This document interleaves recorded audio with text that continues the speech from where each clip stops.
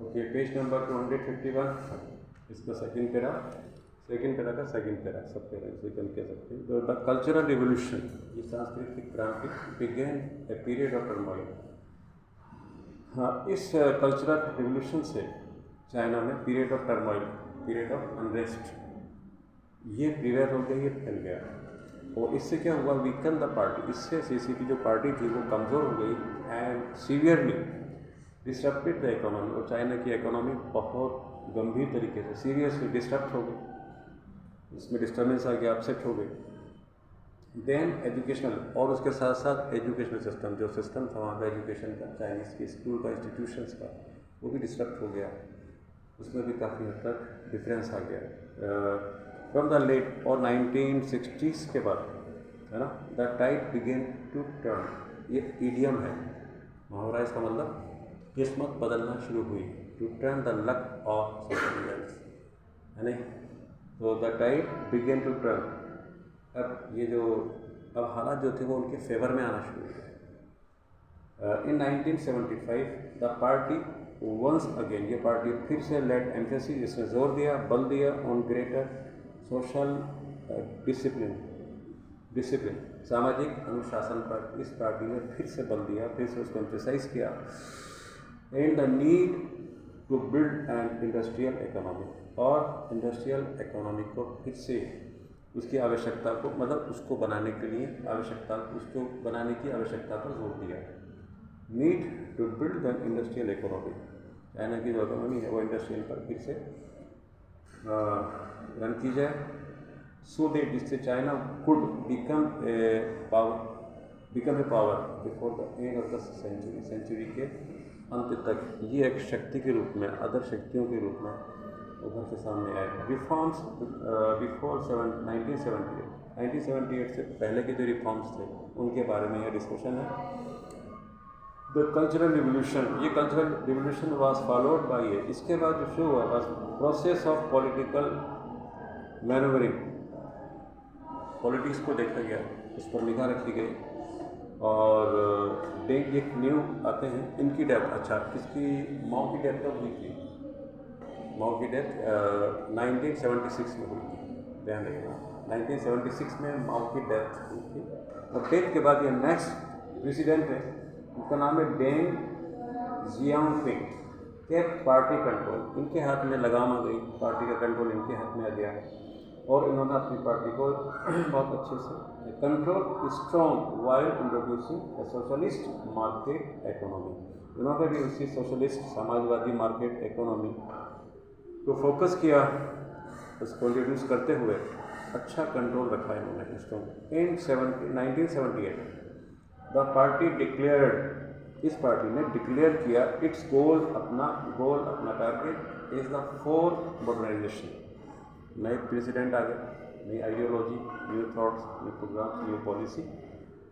इनके अकॉर्डिंग इन्होंने कहा चाइना को अपहेड करने के लिए 4 चीज़ें डेवलप की जाए, 4 मॉडर्नाइजेशन, 4 चीज़ें चाइना, साइंस है, इंडस्ट्री है, एग्रीकल्चर है, और डिफेंस, आर्मी, नेवी जिसे कहते हैं नेवी है, और कहते हैं ना थल सेना, जो भी सेना थी, और वायु सेना, और एक कौन सी सेना, थल जल वायु, तीनों को स्ट्रेंथ, मतलब डिफेंस का ही था अपने आप को सैनिक। तो इन 4 चीज़ों पर 4 मॉडर्नाइजेशन जब तक नहीं होंगे तो चाइना जो है वो मॉडर्न नहीं कहलाएगा। इनके according the party introduced science है, इंडस्ट्री है, एग्रीकल्चर और डिफेंस है। डिबेट वाज, अब इन सब चीज़ों को लेकर कंट्री में डिबेट कराई गई। Debate was allowed as long as the party was not considered, जब तक पार्टी कोई एतराज़ ना हुआ। डिबेट जो थी चारों तरफ वाद विवाद चलता रहा इन सारी बातों को लेकर। In this new and liberating climate, इस नए और स्वतंत्र माहौल में चाइना के इस नए प्रेसिडेंट के अंडर में, as at the time of, जैसा कि ये माहौल, ये नया माहौल, new atmosphere, new climate May 4 के टाइम था, जो 60 ईयर्स बैक, ये इसने हवाला रेफरेंस किया यहाँ पर। हाँ, इसको हम कनेक्ट करेंगे। Liberating climate, there was an exciting explosion of new ideas. तो इस पीरियड में, इस दौर में, इनके पीरियड में एक्साइटिंग, बहुत उत्तेजना से भरे हुए नए आइडियाज सामने आए। लोगों ने काफ़ी बढ़ चढ़ कर हिस्सा लिया चाइना की इन सब चीज़ों को फ्रंट पे लाने के लिए। ऑन 5 दिसंबर 1978 ए वॉल के पोस्टर, एक बहुत ही इंपॉर्टेंट वॉल पोस्टर, वो क्या था, द 5th मॉडर्नाइजेशन, 5वीं मॉडर्नाइजेशन। 4th ऊपर आई गए, 5वीं क्या थी, वो डेमोक्रेसी थी। डेमोक्रेसी को भी मॉडिफाई करके, जब तक डेमोक्रेसी नहीं है, पूरी लोगों को राइट्स नहीं है उनको खाने, तब तक इन 4 चीज़ों को कामयाब नहीं बनाएंगे। इसकी आवश्यकता महसूस हुई इससे। The 5th modernisation proclaimed that without democracy the other 4 modernisations would come to nothing. ये चारों गोल्स को हम नहीं पा पाएंगे जब तक कि चाइना में पूरी तरह से डेमोक्रेसी ना हो। तो डेमोक्रेसी थी वो 5th modernization. It went on to criticise. अब इसके लिए क्योंकि मॉडर्निटी जो डेमोक्रेसी वो काफ़ी टाइम से लोग लेकर आते हैं, रेस्टोर करते हैं, माओ के टाइम भी हुई, लेकिन कुछ चीज़ों को हर पार्टी 100% 100% अचीव नहीं कर पाती। वही यहाँ पर भी कुछ शॉर्ट कमिंग्स, कुछ ड्रॉबैक्स यहाँ भी रह गई थी, तो उसको इन्होंने कंटेन किया यहाँ पर लास्ट में। The CCP for not solving the problem of poverty. Number 1 तो थी कि गरीबी की जो प्रॉब्लम थी, प्रॉब्लम ऑफ पॉवर्टी, उसको सॉल्व नहीं कर पाई। और यह एंडिंग सेक्सुअल एक्सप्लॉयटेशन, या फिर जो सेक्सुअल एक्सप्लॉयटेशन था पार्टी में, वो भी समाप्त नहीं हुआ था। इन 2 चीज़ों को लेकर ये लोग इन्होंने क्रिटिसाइज़ किया अपनी पिछली पार्टी को। एंड इवन साइटिंग केसेस, और कुछ केसेस को इन्होंने सामने रखा पब्लिक के, उनको साइट किया क्या, और सच एब्यूज़, ये सब एब्यूज़ हैं, ये सब बुराइयाँ हैं जो ऊपर बताई हैं, तो पब्लिक के सामने रखा, उनको साइट किया from with in the party के अंदर इन चीज़ों को दोहराया कि इन चीज़ों को हमें ओवरकम करना है, इन पर हमें गालिब आना है, तब जाके हम 100% पब्लिक का मन जीत पाएंगे और मॉडर्निटी। अभी कह रहा है दीज डिमांड्स वर सुप्रेस, ये मांगे सप्रेस कर दी गई, उनको दबा दिया गया। लेकिन दबाने के बाद अभी भी जो डिससेटिस्फेक्शन था लोगों के अंदर, वो अभी पेंटअप था, वो अभी दबा हुआ था, वो किसी भी तरह बाहर आना चाहते थे लोग जो डिससेटिस्फाइड थे। But to 1989 on the 17th anniversary of the May 4th, ये ओकेजन, एक मौका है, May 4th मूवमेंट जो 70 साल पहले हुई थी, उसकी क्या बोलते हैं, एनिवर्सरी, सालगिरह, क्या बोलते हैं हिंदी में इसको,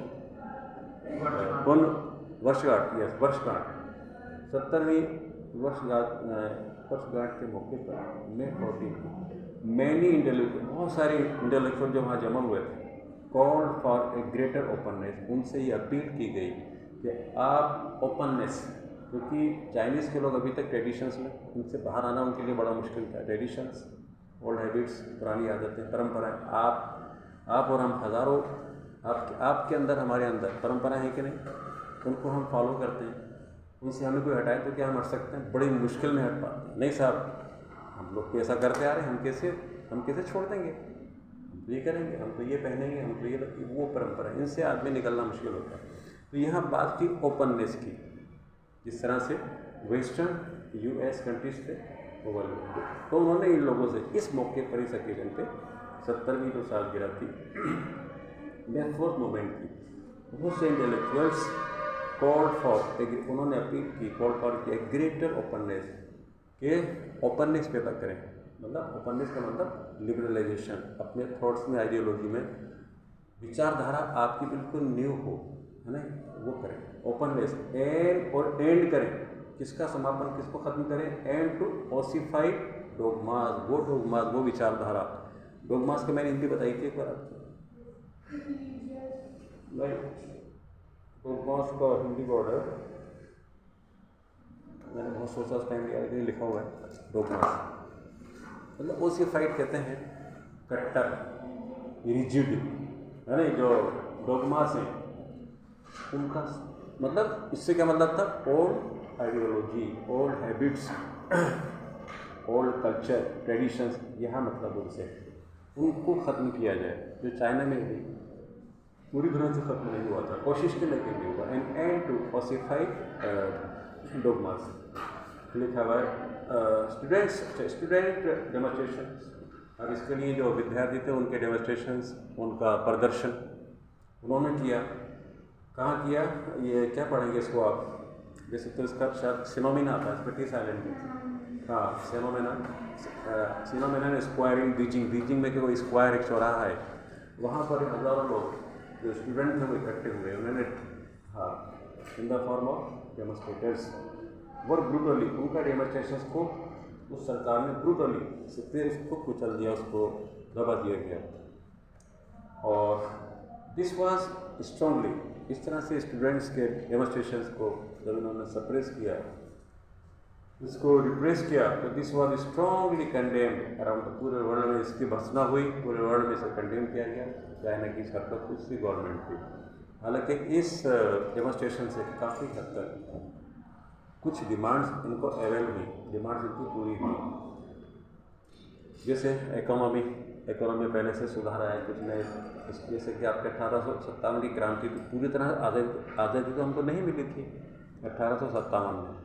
अगर मिल जाती तो हमें 150 साल पहले ही आज़ादी मिल गई होती, वो वाली बात आती है ना। लेकिन उस वक्त कुछ कमियाँ रह गई थी, है ना, कुछ कमियाँ रह गई थी इसकी। लेकिन उसने पूरे अंग्रेज़ी हुकूमत को यहाँ से लेकर ब्रिटेन तक उसको हिला के रख दिया था उस पर, है ना। और काफ़ी डिमांड्स जो थी ना वो पूरी हुई थी। तो बहुत से अधिकार जो विड्रॉ कर लिए थे अंग्रेज़ों ने, वो फिर से उनको रेस्टोर किए लोगों को। ये आप पढ़ चुके हैं, मालूम नहीं ये बात आपको सही। वही चीज़ तो इसका असर क्या हुआ डेमोस्ट्रेशंस का, बहुत सी डिमांड भी पूरी गई। जैसे इकोनॉमी में काफ़ी इकोनॉमी में चेंजेस किए गए।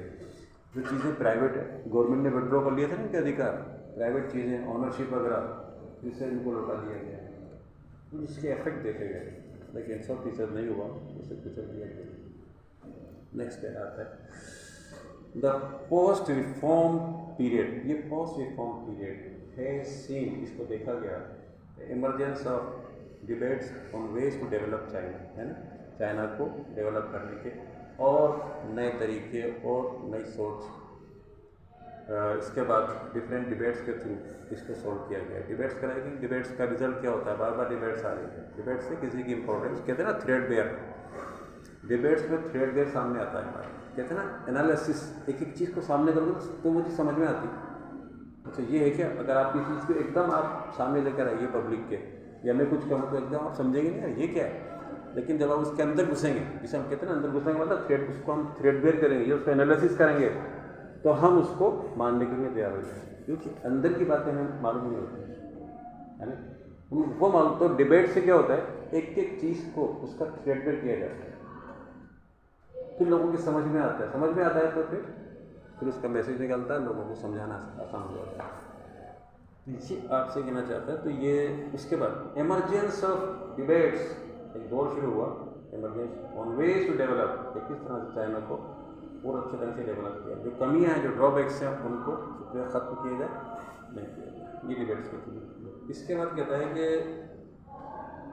द डोमिनेंट व्यू, अब इन डिबेट्स में जो डोमिनेंट व्यू आया, सबसे ऊपर जो क्रीम आया निकल कर डिबेट्स के थ्रू, वो डोमिनेंट जो व्यू था, सपोर्टेड बाय द पार्टी, जिसको पार्टी ने सपोर्ट किया, अलाउ कर दिया, इज बेस, वो बेस था strong political control, economic liberalisation, और तीसरा था इंटीग्रेशन क्या बोलते हैं, एकता, इंटीग्रेशन। तीन चीज़ों को लेकर था डिबेट्स के अंदर कि इन चीज़ों पर हमें ध्यान देना है। पॉलिटिकल जो कंट्रोल हो बड़ा स्ट्रॉन्ग हो, पॉलिटिक्स जो वही पार्टी रूल करे, इकोनॉमिक में लिबरलाइजेशन हो, उसमें काफ़ी हद तक वो एक स्वतंत्र रूप से हमारी इकोनॉमी हो, और इंटीग्रेशन, और एक इन तीन चीज़ों पर तीन चीज़ें निकल कर आएंगी डिबेट कराने से इनटू द वर्ल्ड मार्केट। पूरे वर्ल्ड मार्केट में, वर्ल्ड मार्केट में जो चीज़ चल रही है मार्केट में, उसमें हमें शामिल होना है। उसके लिए ये तीन चीज़ें कंपल्सरी है। डिसाइड क्रिटिक्स आर्ग्यू, इसमें जो आलोचक थे उन्होंने ये आर्ग्यू किया दैट इंक्रीजिंग, ये बढ़ती हुई जो असमानता है चाइना में, सोशल ग्रुप्स के बीच में बढ़ती है असमानताएँ, रीजन्स के बीच में, चाइना के जो रीजन्स हैं उनमें बढ़ती है असमानताएँ, and between man and women, और महिला और पुरुष के बीच में जो बढ़ती हुई असमानता है, ये क्रिटिक के व्यू हैं, उनकी बात है। जो असमानता है आर क्रिएटिंग सोशल टेंशन, ये समाज में एक तरह का सामाजिक तनाव पैदा कर रहे हैं। ये बात उन्होंने पॉइंट आउट करके बताई, क्योंकि क्रिटिक जो होता है ना, उसकी निगाह अलग ही होती है ना। क्रिटिक होना बहुत ज़रूरी होता है। आलोचक मतलब कोई चीज़, कोई प्रोग्राम, एक पॉलिसी सामने, उसमें कुछ क्रिटिक होते हैं ना, इसमें ये कमियां हैं, वो बताते हैं कमियां क्या हैं इसमें और होना क्या चाहिए, सुझाव भी देते हैं। तो क्रिटिक का पहलू भी, एस्पेक्ट भी इंक्लूड किया जाता है हर जगह, हर गवर्नमेंट में होते हैं क्रिटिक्स। चाहे बुक लिखी जाए उस पर भी क्रिटिक्स के कमेंट्स आते हैं, ये बुक कैसी है, कहाँ कमी है, क्या कमी है। तो क्रिटिक ने ये आर्ग्यू किया कि चाइना के माहौल को देखते हुए, मार्केट को, are creating social tension and question, और सवाल उठाए the heavy emphasis on the market. Market पर, कौन सा मार्केट, ऊपर मार्केट का मार्केट, ये मार्केट है जहाँ से हम परचेज करते हैं, यहाँ मार्केट का मीनिंग दूसरा है। इस तरह का मार्केट चल रहा है, जैसा मार्केट यूएस में था, जैसा मार्केट वेस्टर्न कंट्रीज में था, ब्रिटेन में था, उस तरह का मार्केट चाइना उस मार्केट में, उस माहौल में, उस एटमॉस्फेयर में शामिल होना चाहता था वहाँ के लोग, ताकि मॉडर्न कंट्री में के लेवल में आ जाए। तो उनका ये तर्क था, इनमें डिफरेंसेस, ये चीज़ें खत्म होना चाहिए, जो गैप है क्रिएटिंग, ये तो इससे तो सोशल टेंशन है, ये खत्म हो। एंड क्वेश्चन, और सवाल खड़ा किया था हेवी एम्फेसिस, के बहुत ज़्यादा एम्फेसिस दिया जाए, बहुत ज़्यादा बल दिया जाए ऑन द मार्केट। ये जो मार्केट है आपका, पॉलिटिकल कंट्रोल है, इकोनॉमिक लिबरलाइजेशन है और इंटीग्रेशन, इन चीज़ों और भी तो कुछ पहलू है। फाइनली आखिर में there is a growing revival of earlier so called tradition, फिर से वही चीज़ इम्पोज कर दी गई। इस चीज़ को देखा गया, उन्होंने कहा कि अभी ब्रिटिश में के बिना परंपराओं, ये जो जिस चीज़ के आदि हैं ना चाइनीज, ओल्ड हैबिट्स हैं जो भी हैं, उनको फिर से लाया गया। So called traditional ideas revival of, उनको फिर से रिवाइव कहते हैं, फिर से उनको जिंदा किया गया, फिर से उनको जीवित रेस्टोर किया गया। उन चीज़ों को लाओ, उनके बिना ये आगे नहीं बढ़ पा रहे हैं। तो ट्रेडिशन आइडियाज़ ऑफ किस, ऑफ कन्फ्यूशियस है ना, कन्फ्यूशियस वहाँ के philosopher. And arguments that China, और ये आर्ग्यूमेंट के that China can build a modern society, China बना सकता है एक आधुनिकतम समाज, फॉलो करते हुए इट्स ऑन ट्रेडिशन, अपने ट्रेडिशंस को फॉलो करते हुए, उनको मानते हुए, rather than simply copying the west, यानी सिर्फ चाइना वेस्ट एक कॉपी बन के रह जाए, उसकी रिप्लिका बन के रह जाए, ये ठीक नहीं है। क्रिटिक्स ने कहा इनको अपनी जो ट्रेडिशंस हैं उनको भी फॉलो करते रहना चाहिए, उसके अंदर चाइना यहाँ तक फिनिश हो जाता है।